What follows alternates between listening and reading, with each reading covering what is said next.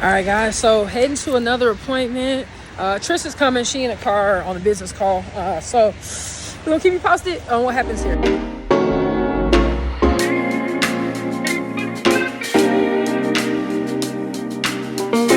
How you feeling? Cool. I've been so busy today, been so crazy that I haven't had a chance to really think about life. Yeah, well, that makes sense. I am excited to continue. I am excited to continue doing steps in the process that advance us closer to what we need. So yeah, I'm not excited for what all's gonna happen with this, with scraping and all that, but the crazy part is, since they can't do the other one until they get a urine sample, like you have to put your clothes back on, go to the bathroom, use the bathroom, then come back in here, take your clothes back off. Put them boxers on and be like, yo. Double cheeked up on a Monday afternoon. And it's true, you got them yams. Man. I would tell you to show them, but nah. Can't you do it? They ain't ready for all this jelly. They didn't tell me till I got here I needed to get a urine sample, and I'm like, y'all gonna have to keep hitting me with what I'm trying to convince my mind to talk to my bladder to be like, yo, if you got a little something, give it to me. Do you want me to go out and get you some more water? Yes, please. Okay. So I just got you some water, but we've got to change of plans. What? Apparently they do not need another ultrasound, which is why I was asking her questions when we got in here. Like, so is there a reason why we're doing another ultrasound? Because didn't you do one last week? Right. So she was like, oh yeah, we need to do this. But when I just went out there, they was like, oh, she doesn't need to do another ultrasound. We just need we need the urine sample for a pregnancy test.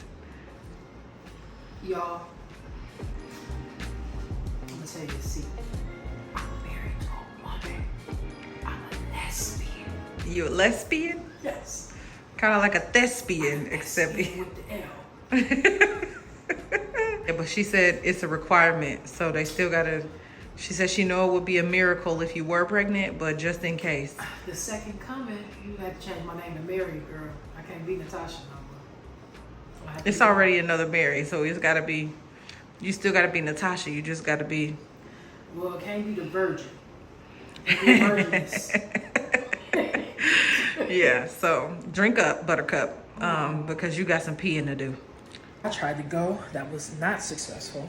They brought me 2 really big cups. I downed them immediately. So I'm just standing here bouncing my body trying to go. Like, y'all, it's been, and I kid you not, an hour and 40 minutes. And Tasha has finally, you're taking your clothes off. But I'll go upwards. I'll go upwards. It's okay. You can do it. You can do it. And Natasha has just now been able to provide these folks with a specimen so that they can determine whether or not she is with child. Also, when I tell you, I've had 14 of these. Y'all, she got every cup in the facility over here. And when I tell you, even when I went, it was this much. This is ridiculous. Sit down, disrobe, and sit down so we can get going. All right. So it's about to get real. Be lucky, fellas. So this is the uterus, the muscle, and this is the cavity. I'm going to go ahead and put a few bubbles. That way we double check on those tubes. You're going to see the bubbles getting really white. See how they're open? See how the tube is open? And the other one is open. It's going that way too. I'm going to go ahead and empty the balloon so we have a final look of the uterus. You ready, Katie? The balloon has been opened. Looks pretty good in there. How are you, babe? I'm good. I feel like that was a lot and you stressed me out. I'm gonna need you and your cervix to pull it together. I'm trying to take my cervix leg. Let's put it that way. On the brighter side, you're ready for a transfer. Oh, hey, that works. That's good. That's awesome. I appreciate it. That was interesting, to say the least. Lot went on with that situation, so we'll go into detail together later. Tristan's doing something right now that's really important. She's knocked out, but we will talk. Ain't nothing more important than y'all. Ain't nothing more important than y'all. No, but we'll talk about like in the car and stuff, the details of what had to happen, and the decision we had to make kind of quickly, but not in a pressure way or anything like that, just to help anyone else that might run into the situation we ran into. But the good thing is everything's all good. All right, y'all. So we are done. We back in the car. We headed home. Yeah. That was an adventure. Okay, that was an adventure, and a situation for sure. I cannot say I enjoyed it, but I stressed me and my body, my cervix stressed my baby out for sure. Like, oh my gosh! So we had to make a split decision about whether she was gonna get local anesthesia because the procedure wasn't going the way it needed to go. So she had to make a decision whether she wanted to get local anesthesia or schedule an actual surgery, outpatient in surgery, the OR. Yeah, and it was so interesting. Yeah, because the one lady, the nurse practitioner, was making it sound like it was like this most dire, crazy. Okay, let's take 19 steps back first. All right, let's talk about what was going on. So I came for a saline procedure. It was like an ultrasound where I think it's called I can't remember exactly what it's called, but anyway, what they do is they open up your cervix and they put a balloon inside there, and then they press saline into it. But in order to get the saline in there, they have to be able to penetrate your cervix. And my cervix was a steel of armor today. Yes. And if anyone has gone through this, you know what I'm talking about. I'm sorry that you had to go through this. If you've never had to go through that part of this saline procedure, I'm so happy for you, and I pray you never have to. But basically, they couldn't get through my cervix to get the saline in there. It kept, like, the saline kept, I was in an amazing vantage point where I was behind the doctor, and basically every time they would try to put it in, it would just squirt right back out at her. It was interesting. That makes sense, because I was wondering what was happening liquid wise. I mean, it might be TMI, but things were happening, and I was trying to figure out what was happening. Was you peeing? You thought you was peeing? I didn't think I was peeing. I just knew that it was starting to be a lot of fluid, and I didn't understand why. Yeah, so the reason why is because they kept trying to inject the saline up inside you, and when I tell you the thing would just come right back, it would just come right back. Wow. And so they tried like 2 or 3 times, and then they were trying to press, they basically said the cervix wasn't open. So the nurse practitioner, what she was doing was trying to force the little, what is it called? I don't know what the thing is called, but trying to force it through my cervix. So like now in my stomach, I'm feeling like this pressure, like this sharp, it's just going. And it was like, whoo, okay, I got a high tolerance, but you're doing something on the inside. Hold on. Right. And so basically what she was saying is like they were going to have to like sort of puncture the cervix, like to get it to allow it in. Yeah, like forcefully. And I'm like, what's the complications with that? Me and Trish are like, hold on. Or what's the outcome of that? If there's She was like, oh, it's going to be much more painful, but nothing outside of, there's going to be some bleeding quite a bit. And we like, so what other options are there? And then she's like, well, I can get a metal device instead of this plastic one. And she's like, but that's definitely going to hurt more. Just want to let you know that. I'm like, nah, because if you're doing this to me with this plastic, I'm not letting you touch me with metal. And then she said, we have the doctor here that can numb you. And do like local anesthesia. And the way she described it, she's like, but that's going to hurt much more without the local. It was weird. Yeah, it was weird how she explained it. She's like, well, I mean, but with this hurting as much as it does and us penetrating and nothing happening, it's definitely going to hurt because that's needles in your pelvis. And I'm like, I mean, I can deal with some needles in my pelvis. Like, I've never had that before, but my tolerance is high for stuff like that. Like, but she was like, it's going to be worse than that. So I'm thinking maybe there's a different way I'm not understanding. And if it's worse than you trying to puncture.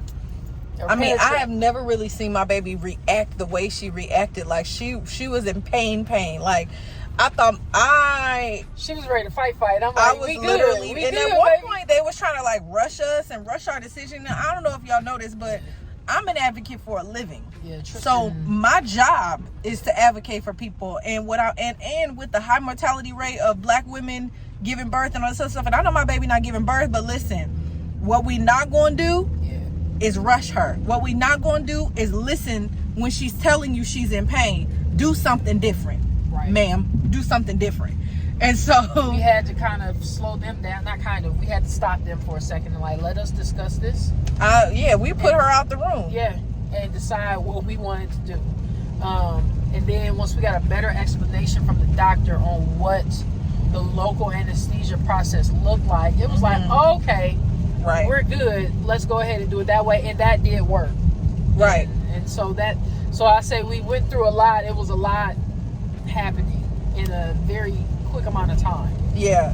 And it was sort of like a reminder of how important it is to have conversations even beforehand, so that your partner knows what you expect from them. Today I was modeling what I'm expecting from my baby. When shit goes around, I'm gonna have 1,001 questions.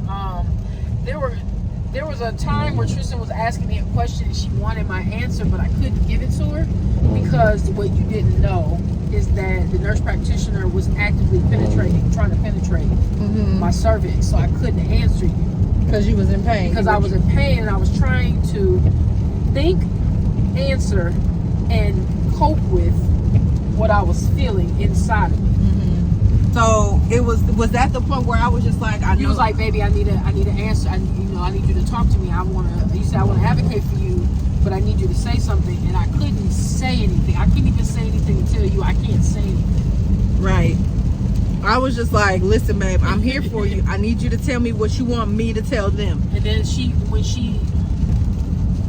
I gathered myself. What I did was press my thumbs together to give me the ability to be able to speak. And then that's when I was able to respond. But no, Tristan was an all-star, rock star for me, as always. Nothing was going to go down in there that we did not collectively as a unit agree to happen in there. And we needed explanations and answers, and we asked those questions together and made sure that's what it was like. So you did everything, and I hope you know that I would be the same way. So I know. I don't play about you. Yeah. No, we don't play about each other. No, not at all. Like, not at all. And then I was pissed off because they kept getting who was the donor and who was the recipient wrong. I'm like, ma'am, look at the paperwork. Right. Look at you stressing me out now. Are we even doing this for a reason? Like, why was I asked before? They was like, we want to make sure everything in the in-house is good and to house. And I'm like, well, I'm not housing. I'm giving from my house. So is this necessary? But they keep saying, well, we want to make sure, because I'm like, if we don't have to fight, my service is out here like a cold bar. That thing was like, do not answer. My service said, I don't know you. It's like she had a chastity belt on her cervix. For real. My service literally was like, I don't know you, so no. But I am happy she was able, once they numb. Right. If you have questions about that numbing situation, you can ask me directly and then I'll answer it. I'm not going to get that TMI right now, but... Right. We did get a lot of it on film, so we'll drop that here. Yeah, for sure. So, yeah, that's what happened, guys. I'm just happy everything worked out once they were able to get in there, and they said everything was great. So... Right. I'm just happy that I was able to be there. Yeah, that's what I was going to mention. Like, I actually was not going to come because I had a full day of, like, meetings at work or whatever, and I was just like, oh, it's just a simple little ultrasound or whatever, but, like, this ordeal turned into a 4-hour some odd ordeal. Yeah, 100%. Or a 3 hour and some change. Yeah, basically 4-hour situation, and some serious decisions had to be made. Exactly. Questions had to be asked, and it just really reinforced to me that I need to be a part of every step of the way, and so I'm gonna need to be trying to make sure that I can make it a priority to come to every appointment, because also, how would that have gone if I wasn't there? Right. Would my baby have, you know what I mean? Like, would she have called me to, you know what I mean? Like, I was like, hold on, I gotta call my wife. Like, I definitely would have called you. Right. So I'm just grateful that I was there. I feel Friday was nothing. Like, it was just, a simple little ultrasound situation, a little pressure, but nothing crazy. But this was different. Yeah, this was.